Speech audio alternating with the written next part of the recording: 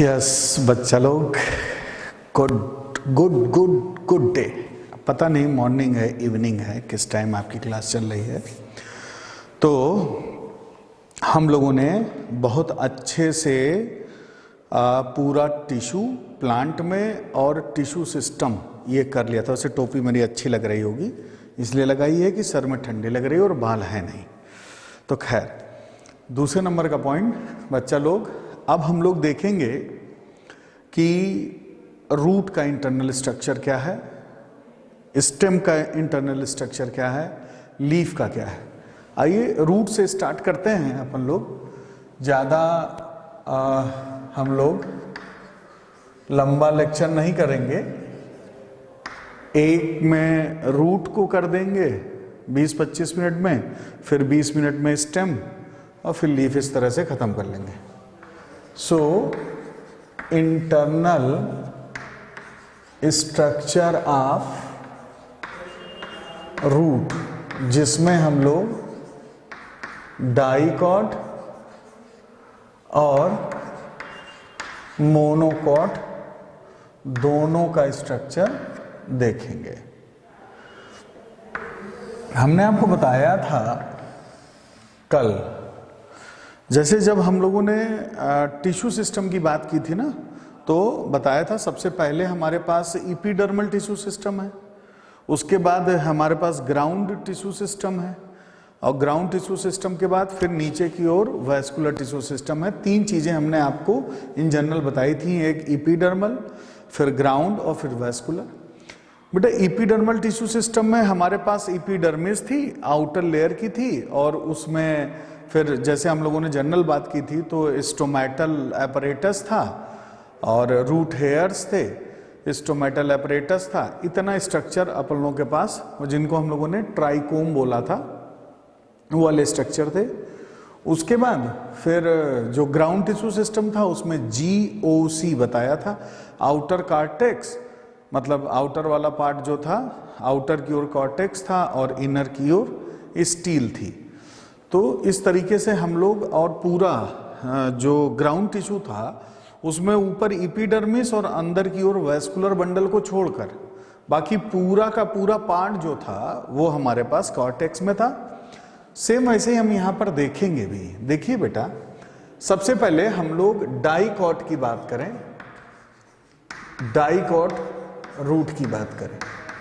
ध्यान से देखिए, डाइकॉट रूट की अगर हम लोग बात करें तो सबसे पहले एक तो जब हम क्रॉस सेक्शन काटेंगे ना, तो क्रॉस सेक्शन जो होता है बेटा वो स्फेरिकल होता है, नियरली स्फेरिकल होता है। एक चीज और, डाइकॉट और मोनोकॉट, इन दोनों रूट में जो मोनोकॉट रूट है उसका जो क्रॉस सेक्शन होता है वो मतलब एकदम से स्फेरिकल होता है। ये थोड़ा बहुत दाएं बाएं भागता है, लेकिन मोनोकॉट का एकदम से स्फेरिकल होता है। ये ध्यान से देखें।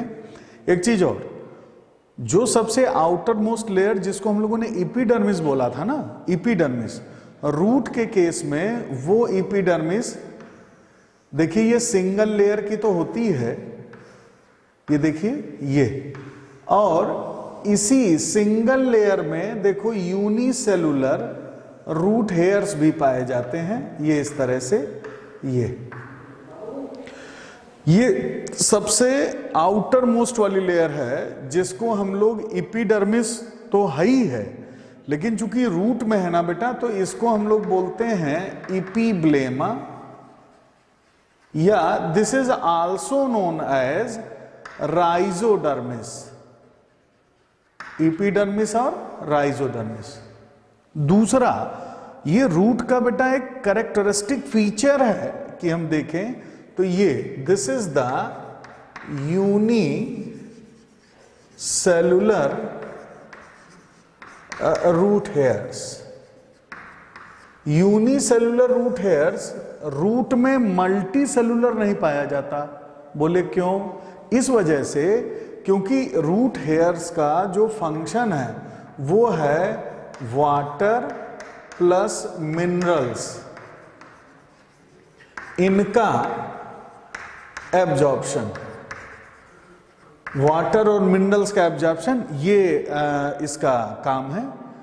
अब देखिए जितनी ज्यादा वॉल होंगी, if it will be multicellular then उतना वॉल क्रॉस करना पड़ेगा और बच्चा लोग उतनी एनर्जी खर्चा होगी। इसलिए सिर्फ एक सिंगल रूट हेयर पाया जाता है। ये सबसे आउटर मोस्ट लेयर है एपिडर्मिस। दूसरे नंबर का point, epidermis that is epiblema और राइजोडर्मिस। एक पॉइंट और बेटा, जब एपिडर्मिस ही नहीं है तो फिर एंडोडर्मिस वाला कॉलम नहीं होगा रूट में।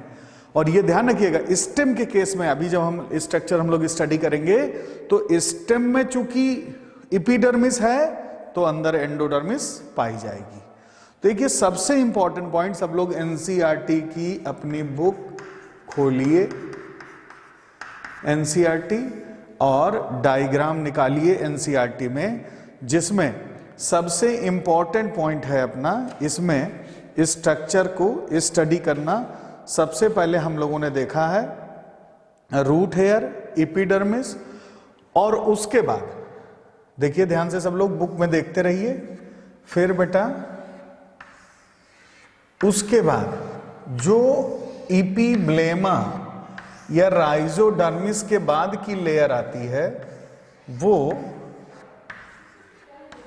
देखिए ये है, this is the cortex. Cortex है जनरल कॉर्टेक्स, जिसको हमने आपको बताया था। जनरल कॉर्टेक्स एपिडर्मल सिस्टम के बाद आपने देखा था ग्राउंड टिश्यू सिस्टम। और ग्राउंड टिश्यू सिस्टम में क्या क्या आता है? ग्राउंड टिश्यू सिस्टम जो हमने आपको बताया था उसमें बताया था ऊपर की एपिडर्मिस को छोड़ दे और नीचे वैस्कुलर बंडल को छोड़ दें, बाकी बीच का पूरा पार्ट जितना है पूरा ग्राउंड टिश्यू सिस्टम में आता है। यही बोला था ना? बस देखिए, और जितना हमने पीछे जो टिश्यू सिस्टम में पढ़ा है वो यहां पर अप्लाई भी होगा। नहीं तो ऐसे बेटा बहुत सारे सब लोग यही सोचते रहते हैं कि इसको कैसे याद करना है। इसको कुछ नहीं, सिंपल सीक्वेंस। और बाद में अभी पॉइंट बता देता हूं आपको, जरा देखिए। सबसे पहला पॉइंट आपकी बुक में ये बना हुआ है, ये आउटर लेयर का, जिसको एपिब्लेमा बोला है। ये एपिब्लेमा वाली सिंगल लेयर की एकदम क्लियर सेल्स हैं बेटा। इन्हीं सेल्स को कहीं कहीं पर लिखा हुआ है यूनिसिरेट। यूनिसिरेट का मतलब होता है single layer, so this is known as uniseriate. Cortex हो गया। कॉर्टेक्स के बाद फिर यहीं पर देखिए दूसरे नंबर पर कॉर्टेक्स, एपिडर्मिस, और इसके बाद फिर अंदर वाली लेयर भी सिंगल लेयर की है। ये देखिए ये अंदर की ओर है एपिडर्मिस या एपिब्लेमा के बाद ये अंदर की ओर है एंडोडर्मिस। बताया ये ज्यादा प्रोमिनेंट लेयर नहीं है। एंडोडर्मिस वाली जो लेयर है बेटा, ये ज्यादा प्रोमिनेंट लेयर एंडोडर्मिस की नहीं होती है। ये ध्यान रखिएगा, एंडोडर्मिस की लेयर ज्यादा प्रोमिनेंट नहीं होती।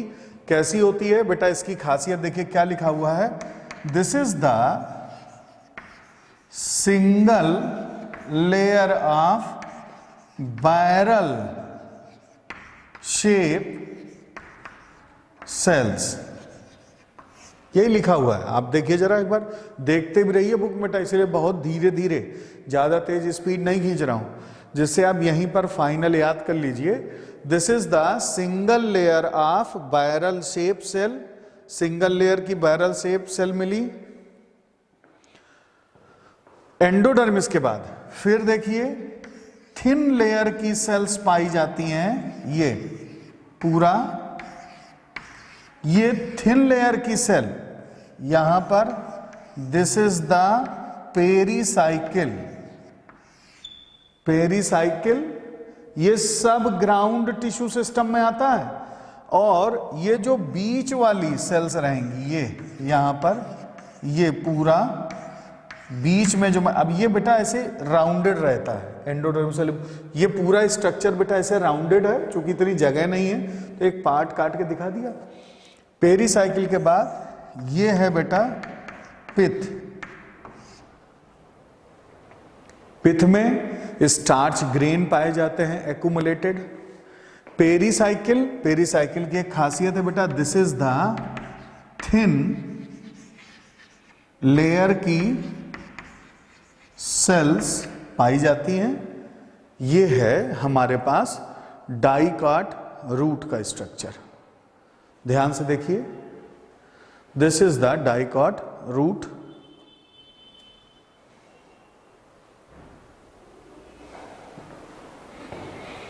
पित्त के लिए हम लोग लिख सकते हैं दिस इज द सेंट्रल है, पूरा सेंट्रल मतलब पूरा बीच वाला पोर्शन है, और it is made up of parenchymatous sales.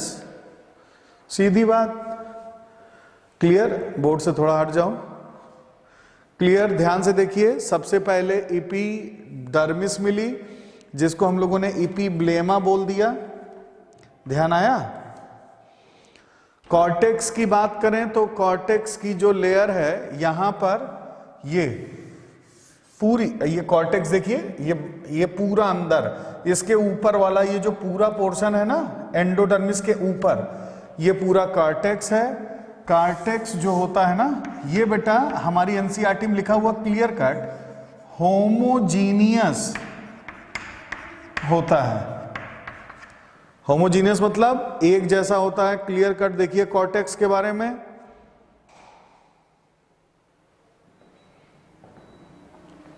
Homogeneous. और ये बेटा ये कॉर्टेक्स है ना, these are the thin walled cells and parenchymatous. दूसरे कलर की चौक ले लूं।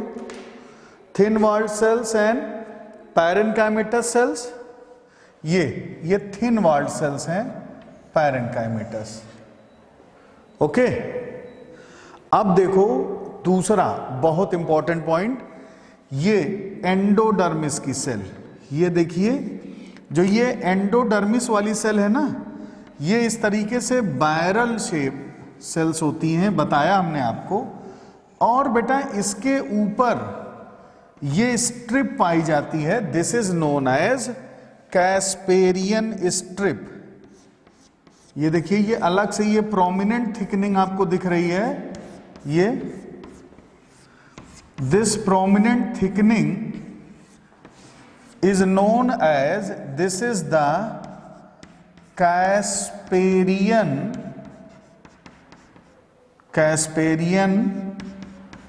स्ट्रिप। ये प्रोमिनेंट थिकनिंग है, हटता हूं, ये प्रोमिनेंट थिकनिंग है, ये this is the Casparian strip.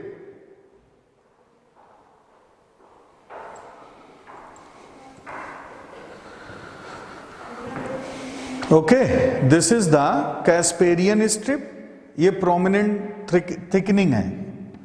अच्छा, अब दूसरे नंबर का पॉइंट, फिर बेटा अब देखो, ये पूरा हम लोगों ने, देखिए फिर से जरा एक बार जरा ध्यान करिए, एपिडर्मल टिश्यू सिस्टम आपको बताया। एपिडर्मल टिश्यू सिस्टम के बाद फिर हमने आपको ग्राउंड टिश्यू सिस्टम बताया। ग्राउंड टिश्यू सिस्टम जो हमारे पास है, ग्राउंड टिश्यू सिस्टम में पूरा देख लिया हम लोगों ने स्ट्रक्चर। अब बेटा हमारे पास बचा है वैस्कुलर, पूरा जो मतलब वैस्कुलर टिश्यू है उसकी बात करेंगे। तो वैस्कुलर टिश्यू में हमारे पास क्या आता है, जाइलम और फ्लोएम का अरेंजमेंट। तो यहां पर बेटा आपको मालूम है, हमने बताया था, रूट चाहे जो हो, आर से रूट और आर से अरेंजमेंट था रेडियल। रेडियल का मतलब क्या था बेटा, एक रेडियाई पर वो मिलेगा हमको जाकर के वो जाइलम, और दूसरी रेडियाई पर मिलेगा फ्लोएम। तो यहां पर जो प्रोटोजाइलम है वो टुवर्ड्स है पेरीफरी। ध्यान दीजिएगा, सबसे पहले तो वो ध्यान से देखिए रेडियल वाली कंडीशन, और ये कैस्पेरियन स्ट्रिप जरा देखिए।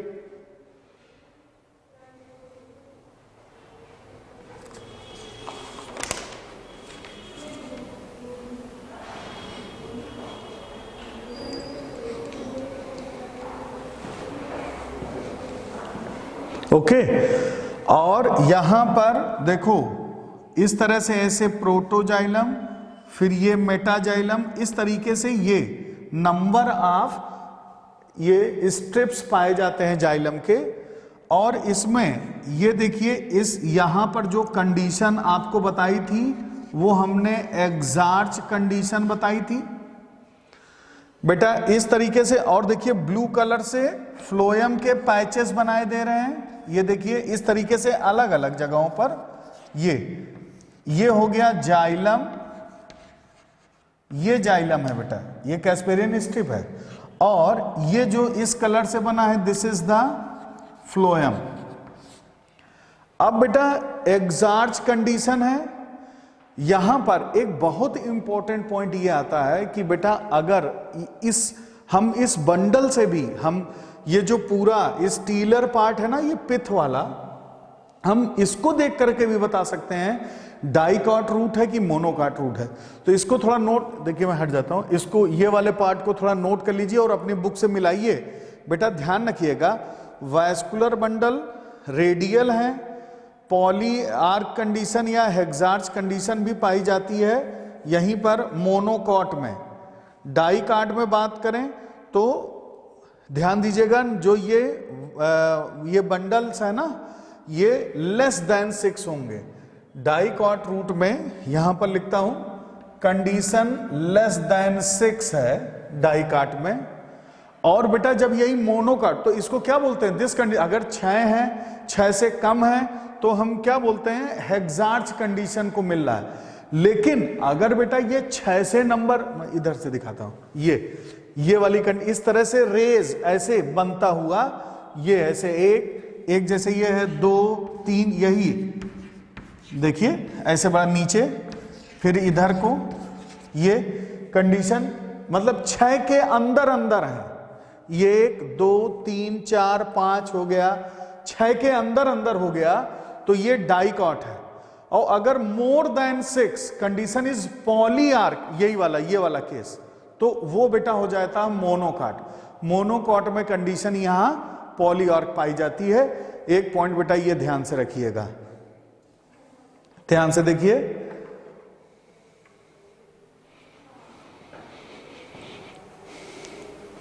ये ध्यान दीजिए। अब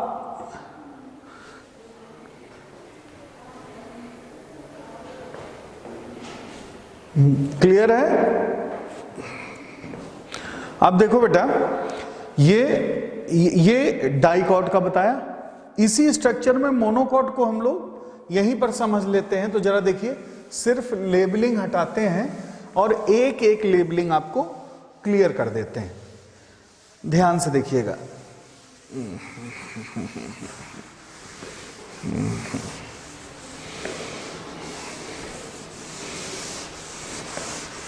बाकी रेडियल और एग्जार्च ये तो बेटा फाइनल है। अब ये डाइकॉट वाला नंबर हटा देते हैं यहां से, एनसीईआरटी की बुक आपके पास रखी हुई है। अब जरा देखिए, ये तो डाइकॉट देख लिया। अब जरा आ जाइए बेटा आप मोनोकॉट में। तो मोनोकॉट में सबसे पहले हम लोग बात करेंगे, मोनोकॉट रूट में इपीब्लेमा है, यही आउटर लेयर, ये दिख रहा है ना, ये सबसे आउटर लेयर इपीब्लेमा, देन कॉर्टेक्स। अब देखो बेटा, इपीब्लेमा में ज्यादा कोई डिफरेंस नहीं होता है। सेक्शन कटिंग के बाद का पॉइंट आपको बता दिया है। सेक्शन कटिंग के बाद का पॉइंट आपको ये हमने बताया है कि इसमें बहुत अच्छे से सर्कुलर पूरा मिल जाता है, और जो डाइकॉट होती है उसमें बेटा पूरा उस तरह से वेल डेवलप्ड ज्यादा सर्कुलर नहीं होता है।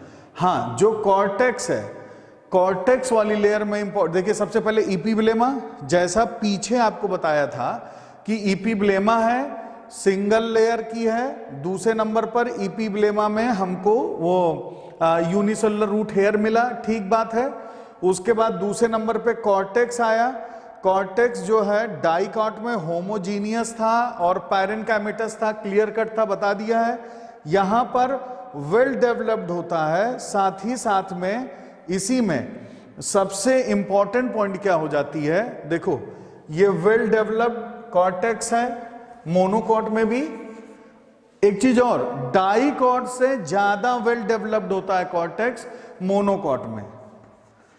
तो वेल डेवलप्ड है, साथ ही साथ में ये थोड़ी सी थिकेंड वॉल भी हो जाती हैं, थिकेंड वॉल हो जाती हैं बाहर की ओर, आउटर साइड में, यहां पर इस जगह पर ये देखिए कुछ लेयर होती हैं जो थोड़ी थिक वॉल्ड हो जाती हैं, ये यहां पर। फिर दूसरा पॉइंट बेटा दिमाग में आता है कि इसकी जरूरत क्या थी थिक वॉल करने की। तो अगर किसी भी वजह से इपिब्लेमा डैमेज हो गई है तो ये क्या देती है, प्रोटेक्शन देती है। जो कॉर्टेक्स की आउटर लेयर है, जो एक्सोडर्मिस के पास होती है, बाहर वाले की लेयर के पास में होती है, वो बेटा इसको प्रोटेक्शन भी देती है। देखिए एनसीईआरटी में क्लियर कट, और वहीं पेंसिल से इसको नोट भी कर लीजिए बेटा कि ये वाले के लिए प्रोटेक्शन भी दे रही है और उसको बचा भी रही है। बाकी सेम ऐसे, अब देखो ये वाली लेयर, इसको हम लोगों ने क्या बोला, एंडोडर्मिस। डाइकॉट में देखिए आपके पास डायग्राम बना है, एंडोडर्मिस बोला।